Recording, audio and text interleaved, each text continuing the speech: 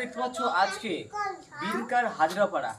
তো বিনকার হাজরাপাড়া এই যে বিনকার সেকেন্ড হাজারের বাড়িতে প্রত্যেকদিন এই সাপটা অনবরত যে দাদা ভাইরা বাড়িতে চলাফেরা করে।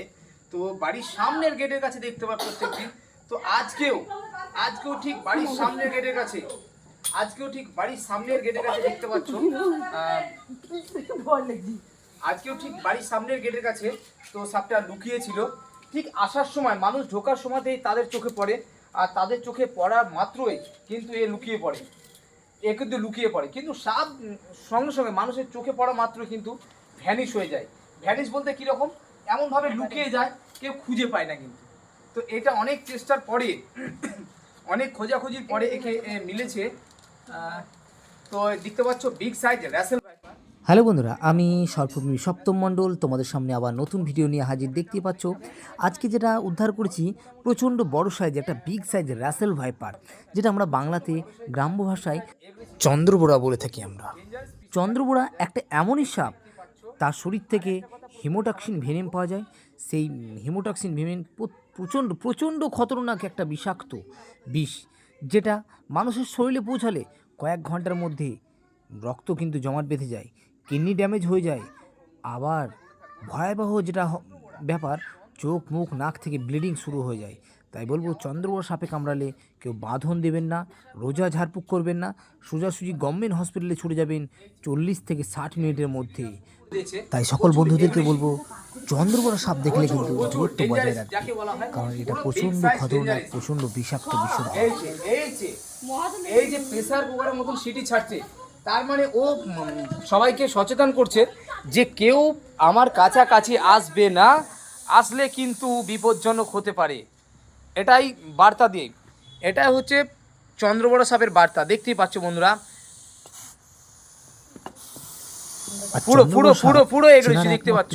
আর তোমাদেরকে আমি তার গায়ে দেখবে গোল গোল দেখাচ্ছি, ওয়ান বাই ওয়ান গোল গোল কালো কালো রাউন্ডে দাগ কাটা আছে, আর পুরো বডিটাই সেইভাবে দাগ কাটা থাকে। আর তাকে দেখাচ্ছি, দেখো চন্দ্রবোড়া সাপ দেখবে প্রেসার কুকারের মতো জোরে জোরে সেটা দেয়, সেটা তোমরা এখন শুনতে প্রেসার কুকার। ঠিক আছে, টাটা বাই। পুরো ভিডিও দেখার জন্য তার ডাকটা দেখো।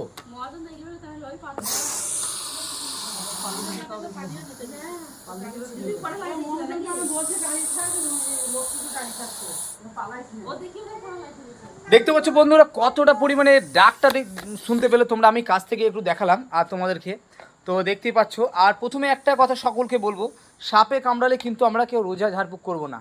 যে এখন আমাদের যত বড়ই কোভিডের তান্ত্রিক হোক, আমরা বিশ্বাস করব না, সে যত বড়ই হোক।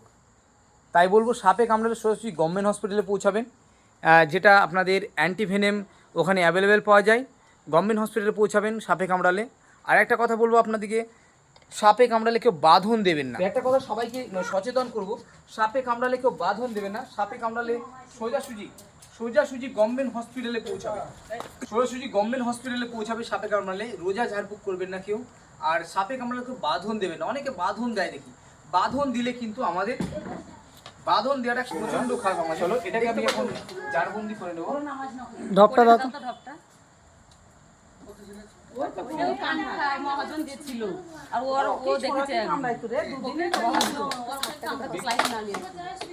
সাপটাকে তুলো।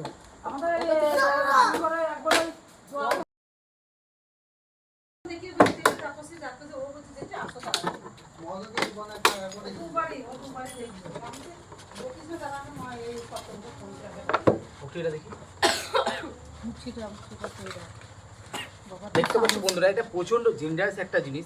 এই যে আমি রেস্কিউ করছি, এখন জারে ভরার সময় অনেকে বিপদ হয়ে যায়। মেন সমস্যা হচ্ছে জারে ভরাটা প্রচন্ড বিপজ্জনক। দেখতে পাচ্ছ, আর এটা আমি এখন সুন্দর করে রেস্কিউ করে এটা জারে ভরে নিচ্ছি। চলো এই বাবা আকাশ না ভাই ঢুকে যায়। চলো ধরে বল সিটি বাজাচ্ছে, সিটি মারছি তো। আরে আমি তো কোন ছিল তো এরকম করে সিটি মারছিল, আমি ভয় আর পাতলা পিচবোর্ড টাইপের কিছু আছে, পাতলা পিচবোর্ড ওটা তলটা ভরে দিবে তো তার জন্য। হ্যাঁ ওটা সুন্দর। তো একটা কথা বলবো প্রথমে, জারে ভরার সময় ডাইরেক্ট কিন্তু উল্টো হবে না, অনেক সময় বেরিয়ে যায়, তারপরে হয়তো বিপদ হতে পারে। তাই একটা পাতলা টাইপের পিচবোর্ড তোমরা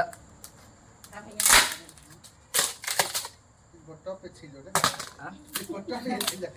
পাতলা পিচবোর্ড কিংবা পাতলা যেগুলো মোটা কাগজ হয়, হ্যাঁ কার্টুন বলতে পারো, সেগুলো নিয়ে এই যে আমি এখানে আছি, এই যে টেকনিকটা দেখাচ্ছি, এইভাবে নিচ্ছ, এই যে ভরে নিলাম, এই যে এখান থেকে এবার আমি এই যে ভরে নিলাম, রেখে দিলাম, এটা খুব শক্ত লোহার চেষ্টা।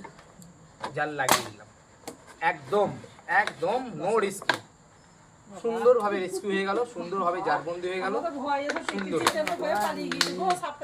আমাদের জিতেনের খুব ভয়। আমাকে ফোন করেছিল যে দাদা ভাই সে একটু আমার কাছে আসবে। তো দেখতে পাচ্ছি বন্ধুরা, আমাদেরকে যে দাদা ভাই ফোন করেছিল, এই যে দাদা ভাই দেখতে পাচ্ছ, দাদা ভাই তোমার নামটা একটু বলবে। নাম হচ্ছে সন্তু হাজরা। নাম সন্তু হাজরা, আর বাড়ি লোকেশন কোন থানা এই একটু বলবে।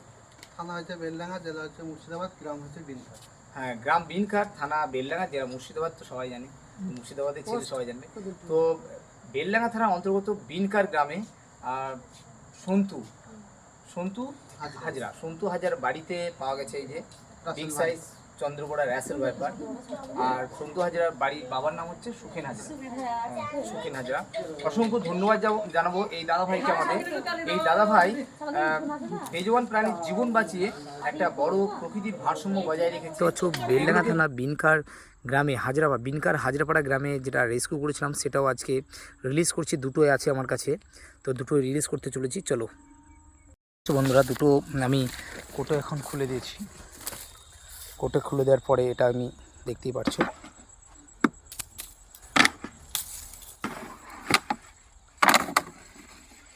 এই যে চলে যাচ্ছে, দেখতে পাচ্ছ বেরিয়ে, ও মাই গড চলে গেল। তো